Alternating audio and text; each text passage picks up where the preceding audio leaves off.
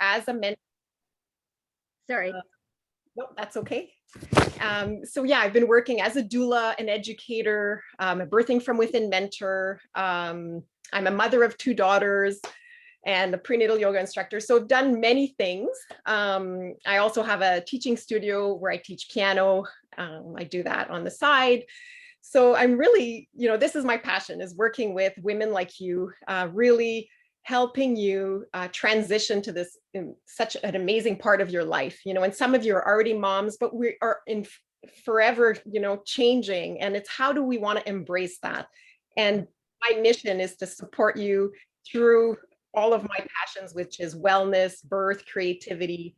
And so I'm here to do that. And it's really to help prepare you and to build confidence. That's my mission, okay, is to help women after they've worked with me, is they can walk away and realize that they have the tools that they need. And oftentimes we know way more than we do. We're stronger than we think we are. We're way more resilient than we think we are. Okay, so today we are talking about stages, signs and stages, and comfort measures. So the first thing before we get into it, I always ask my clients is, I want you ladies to think about, what is it, to ask yourself the question, what is it that I need to know to give birth? Okay.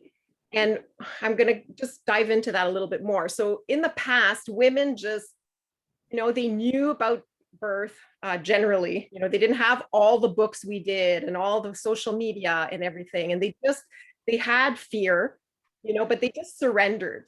Okay.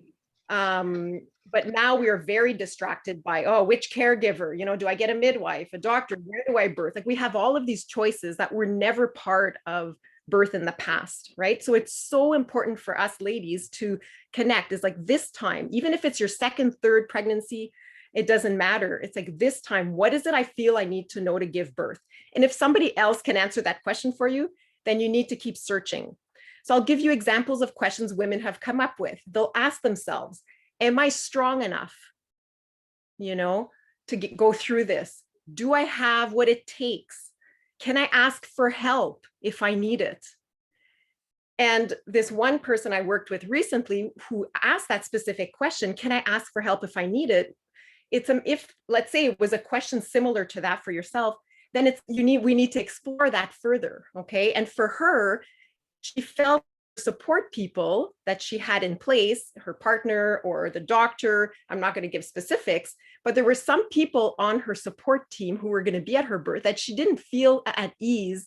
She didn't feel like she could ask those questions. So for her, it was like, okay, then maybe I need to find somebody else that can be there as well. Okay. So it's just questions that you ask yourself in order to help you have a better experience. Okay, so throughout the class, I just want you to think, and it's a personal thing. You don't have to share your question, but it's just something I want you to think about from now till you give birth. Okay. So why do you ladies think or know, why do we want to know about comfort measures? What is it? Why do we want to have these tools? Any ideas? And that's okay if you don't. Mom and I were laughing. I said, so we won't die. So we will get through it and survive. It won't kill us. Right? That's a big one. Oh my God. Fear of, dying in childbirth is a realistic fear that women have, right? So it's practical tools and resources to get you through and feeling confident using these tools. Okay. And I've seen them work time and time again. Okay. Assisting women in labor. And I think, I'm hoping that you'll resonate with some of these. So what happens as well, if we don't have the tools, we end up in this fear, tension, pain cycle, right? This vicious cycle. So we end up panicking, having more anxiety, and therefore we just can't get out of that cycle. And it keeps us spinning and we can't do anything that's productive. And when our body is tight, then we're not able to just let go and birth this baby more easily. Okay. So what do you think contributes to the fears that we have around birth? Do you think maybe it's stories we've heard or our own beliefs? Now we have a lot of, access to social media and TV, right? So if we're looking at these kinds of things a lot, sometimes, where that information comes from, we don't know. So that can create a lot of fear and anxiety, right? So we always say, let's try to limit the amounts of time that we're spending on social media, relating to birth, unless you're familiar with some really good sites, right? So what I'd like you to do now, before we go into the signs and stages, because what I'll do is I'll go through the signs and stages and I'll give you specific comfort measures that could work at those. But before, I'd like you to, if you have a pen and paper handy, there's this little exercise, and I think, Ruth, you've seen this before. So it's the 5 senses exercise. If you can draw a circle and just write these different senses in it, exactly as it is there. And as I go through the different comfort measures, you might say, oh, this one I'm going to throw in here because this is something I like. So just use this sort of as your little cheat sheet, and you can carry all the way through. You can use it today and then bring it to your birth as well. Okay. So is everybody done drawing their circle? Yes. You ready to keep going? Okay. So before we start filling this in, I want to ask you ladies to think about, what is your go-to pain relief now when you have pain in your life? So does anybody want to share things that they do right away? Shower. Great. Yeah. Anybody else?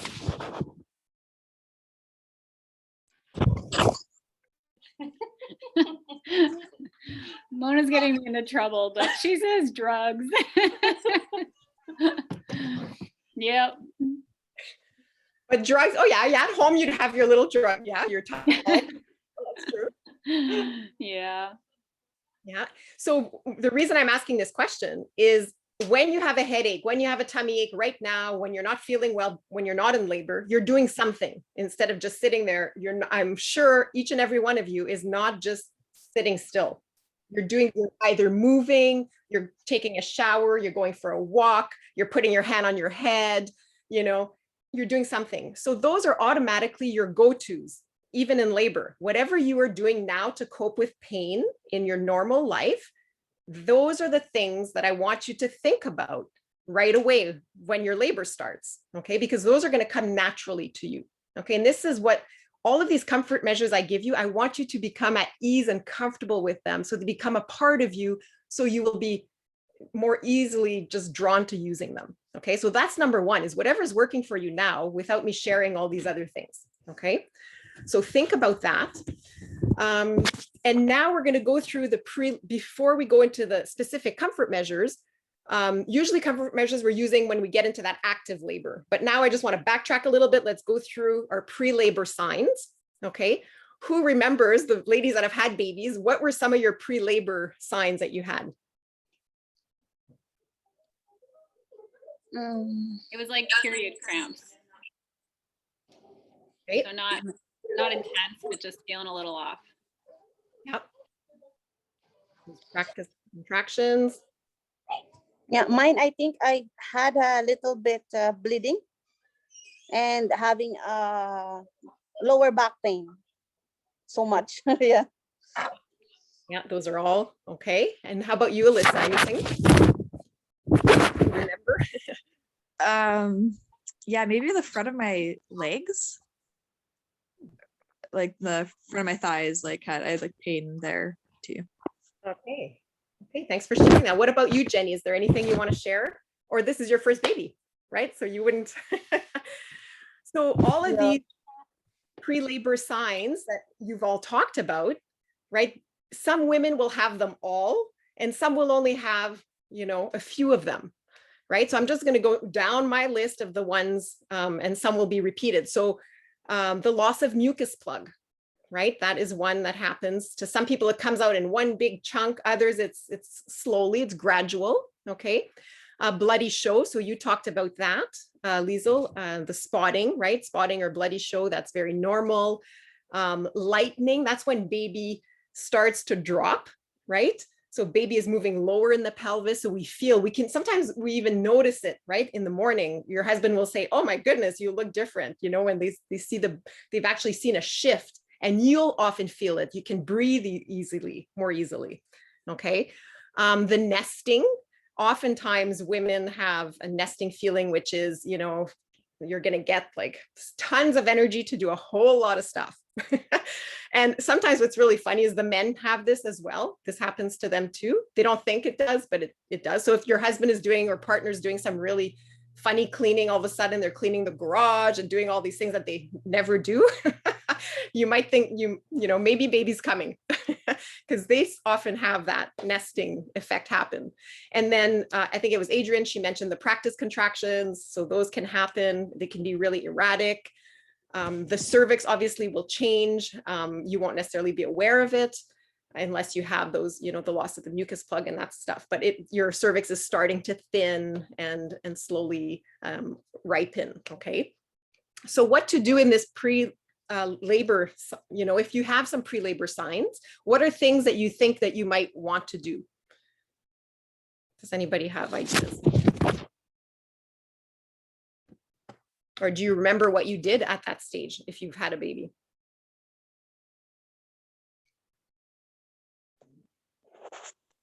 I used a hot pad, beanbag, to help with the cramping and just so that kind of those feelings, and like kept moving around. Good, good. Yeah, those are things exactly like that, right? It's like, what can you do to ease that discomfort, right? And at this point, you want to keep resting. You want to keep and also just continuing with your life, because these early pre-labor signs doesn't mean you'll have baby tomorrow. You may have it in a week or in 2 weeks, right? So it's preparing you, but at the same time, you want to keep living, right? And not watching the clock, right? And it can be, you know, like I said, a week or 2. And then from that pre-labor, we go into that early labor, right? Where early labor can be 12 hours or more, right? You will be dilating from that 0 to 6 centimeters approximately. Your contractions will be, you know, 30 to 60 seconds long, and they'll be like 5 to 20 minutes apart. Okay.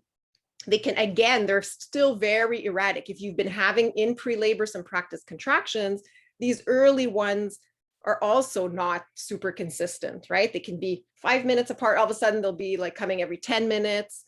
The big thing here is that you are still able to walk and talk through your contractions.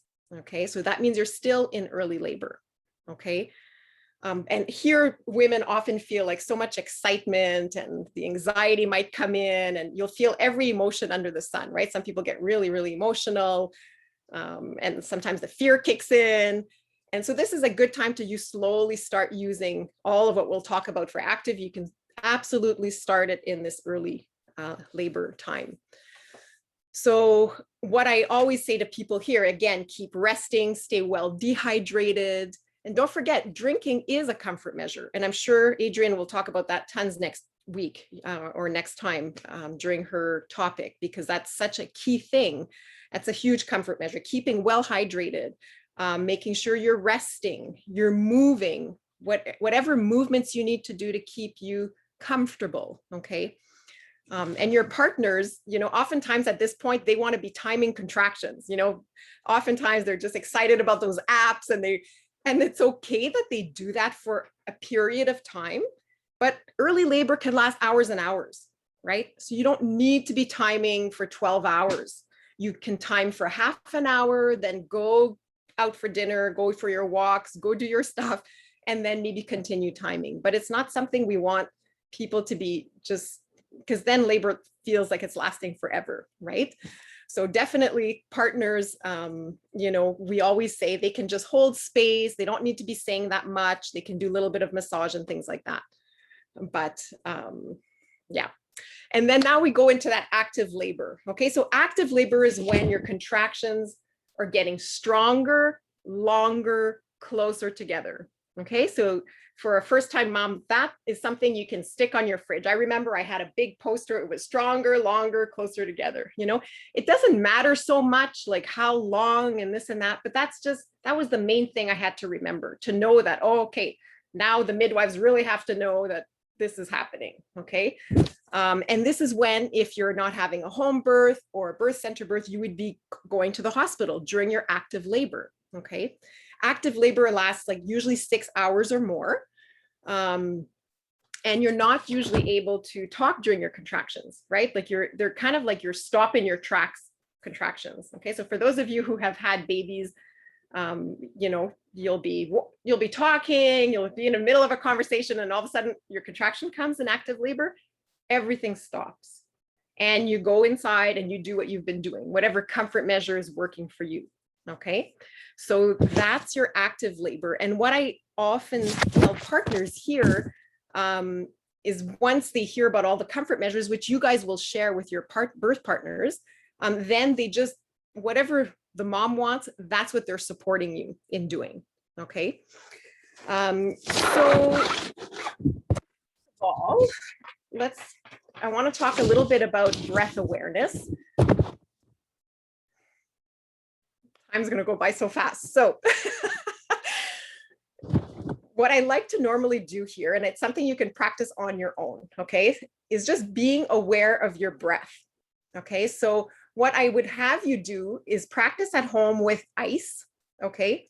And what you will do is just hold ice in your hand, and you will time yourself for 1 minute, okay?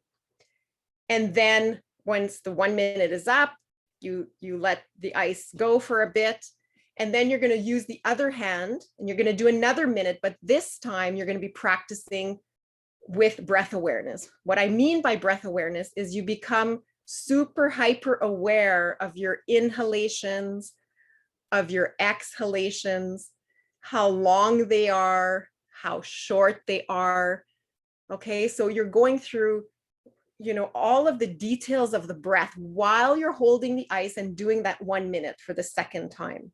Okay, and I want you to try to notice the difference, okay, between the two. The first one without having, you know, thought of the breath at all, or the second time having really focused on the breath. Most people will not believe the difference, how much faster, you know, the time went, and they weren't feeling the pain as much in the hand when they were focusing on the breath. Okay, so that's the idea. So I hope I explained it well. Do you understand the exercise that you can practice at home? Got it? Okay, so if ever you have questions, just stop me, just put your hand up and don't be shy, okay? So yeah, noticing the difference for that exercise. Now let's go through some other stuff. So breath awareness is huge for active labor, okay? Other things you can do, we touched on it already, the shower or the tub. Amazing tools for you, okay? Especially if you're drawn to taking baths or you're loving your showers, use them in labor.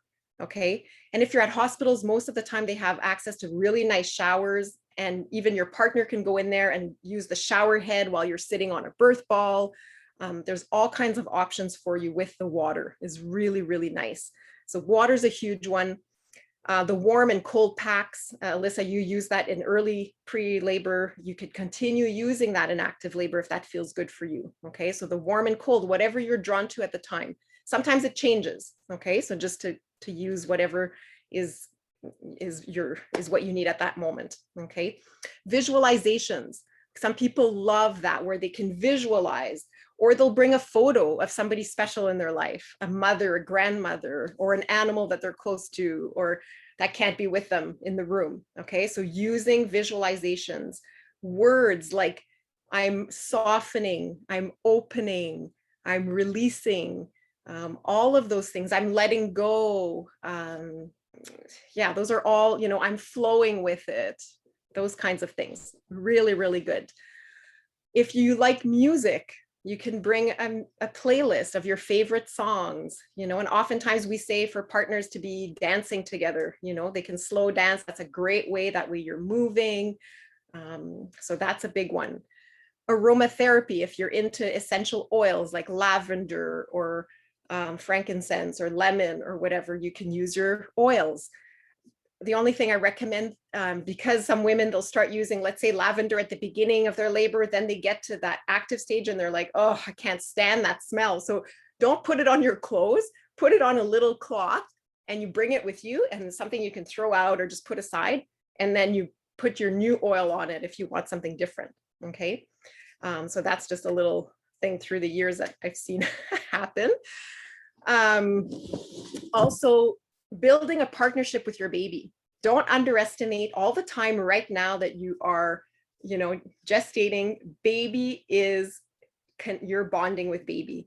All the times you can be putting hands on the belly and talking to your baby, singing to your baby, and wondering, oh, when is, if you're at your time, I was with a client last week and she's at 40 weeks. And she just couldn't wait, for baby to come. And it was like, yeah, get your hands on that belly, start talking and saying that you're anxious, you're getting anxious, you don't want another induction. So it's how can you, just create even a bigger bond and make sure baby knows that you're looking forward to meeting it. And it's so powerful, right? And what you're doing now has an impact in how that bond will be once baby is born, okay? So little things, it's not complicated stuff, right? The other thing is the vocal toning, which is there's a whole other video on it that you guys will have access to that I've made for the Steinbach Center. So it's called vocal toning. And this is a tool that I've seen work time and time again. To me, it's one of the most powerful and valuable tools for women. And what it is that we have a neuromuscular connection between the throat and the pelvis. And as we're making sound, we're also creating an opening. Okay, so automatically we're breathing and we're creating the opening, okay, which is really, really powerful. And you can use that in combination in movement. If you're sitting on a birth ball or whatever you're doing at the time, slow dancing with your husband, you can be toning, okay? So I don't even think I'll go over it with you today because you have access to that video, but you just wanna remember that you're using low primal sounds. And yeah, I can't say enough good about it. And I always tell people, even if they don't hire me to work with them, and if I meet some pregnant lady, I'll always share it with her because it's just that good. And if they don't like it, I say, just pass it on, keep passing it on, because I learned it from a woman in Vancouver. I was at a workshop, prenatal yoga workshop with Janice Clarfield from BC. She taught me this now 20 years ago, over 20 years ago. And I used it for my two daughters and I have passed it on to so many women and I feel it just ripples. And when I've emailed her a few times through the years and she is so thrilled that this is still just happening. And nurses in hospitals sometimes like they'll walk in and say, oh my, like it's so calm in here. And the key thing is because everybody who's doing it, not only yourself, but if your partner does it with you, everybody's automatically breathing, right? So nobody is tense, because if I sit in a room with a pregnant mom and I'm not breathing, I'm going to get tense too, right? So automatically everyone's just toning and breathing. It creates such a beautiful atmosphere. So if that's something that resonates with you, you want to try it, highly recommended. And if not, pass it on to other people that you think might like it. And then there's also positive affirmations, prayers, mantras. Those are all things too that can be really powerful. I am strong, I am capable, I am doing this, right? And those are things you can ask your partner to be reminding you of, right? Because you're not necessarily going to remember all this stuff, which is why, spend time thinking about it. Jot the stuff down that you want your partners, your birth partner or support team to be reminding you in labor. Okay. Remembering also what's going through your head matters, right? Between those contractions, so important. So if you're resting between a contraction, but all you're saying is like, I can't keep doing this, I can't keep doing this, well, chances are you're really going to have a hard time, right?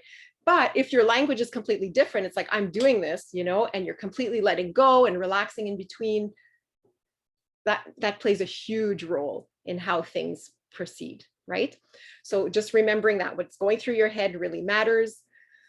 Fully letting go between contractions, having partners sometimes even just put a gentle touch on your shoulders, your jaw. They don't have to do a lot, sometimes they feel like they're not doing anything. Oftentimes just them being there, holding your hand, a soft touch is really, really powerful, okay? And all of these things that I've mentioned, those are all things that you can practice now in your daily life, right? The breath awareness, the toning, you know, when you're doing some exercise, let's say you're holding a pose of some sort, if you're doing some, you know, harder exercise, or you're doing some gardening, you're showering, you're driving in a car, you can be practicing your breath awareness, you can be practicing your toning, right? So try to connect with all of these tools before you go into labor, and know that you can use all of these in like once baby's around, right? And that's what the beauty is about all of these things, is that you continue to use them. You know, I'm 51 and I'm still using the vocal toning. You know, my girls are 20 and 17. When I get stressed, you know, when I was driving at births in the winter, or if I get anxious or whatever, I'm still using it today. You know, it's just that powerful and can be that useful for us, right? So we can never underestimate something we're doing in pregnancy. It's not all compartmentalized anymore. It's not like that, right? It all flows into one another, right? Like all the phases in our lives and all the tools that we can use. So just remembering that. So all of that you can use in active labor.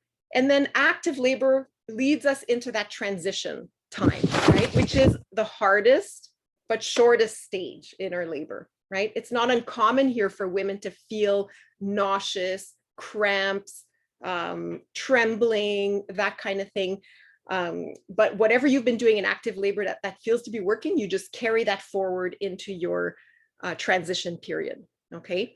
And maybe you guys remember already what you guys were doing and what worked at the time. Oftentimes partners will be, you know, it'll be sort of in your face kind of support. That eye contact is important. They'll say your name, you know, Lisa, look at me, you know, keep breathing, or doing whatever you're doing, right?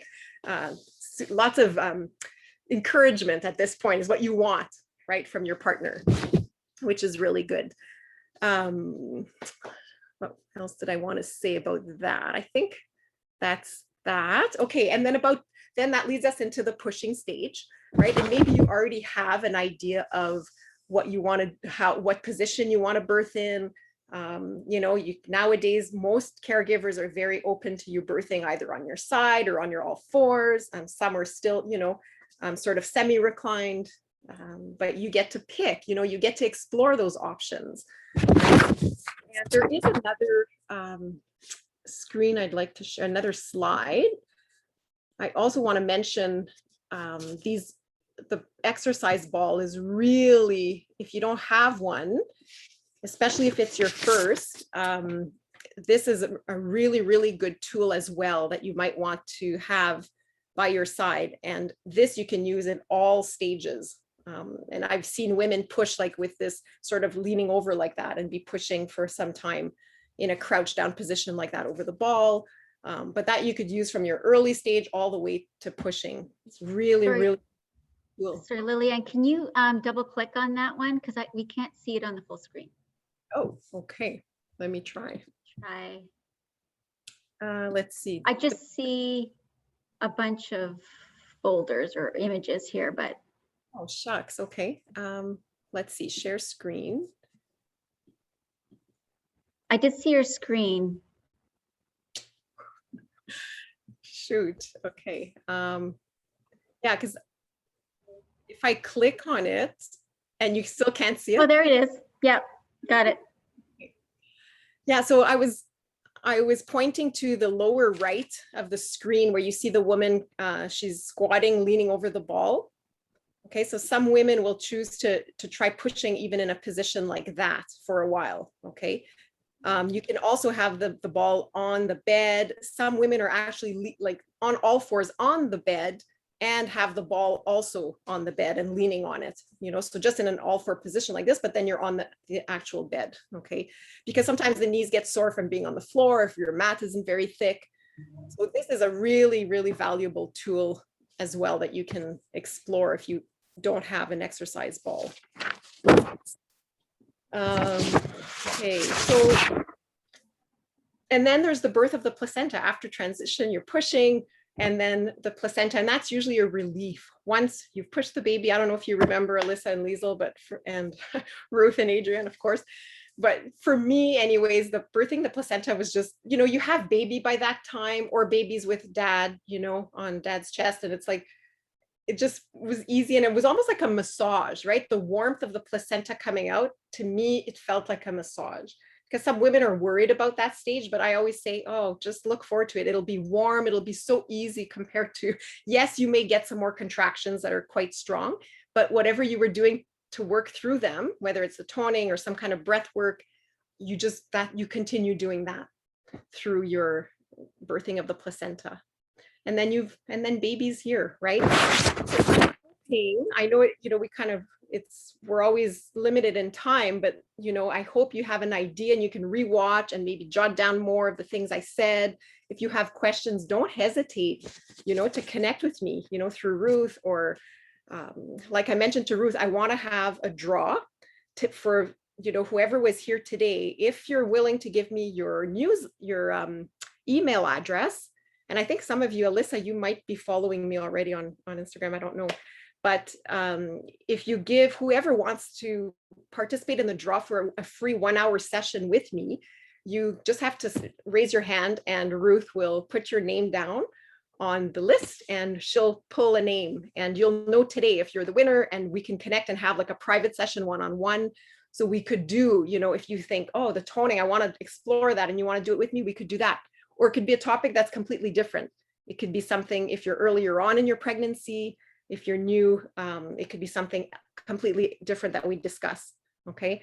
And then I could explain to you the topics once we've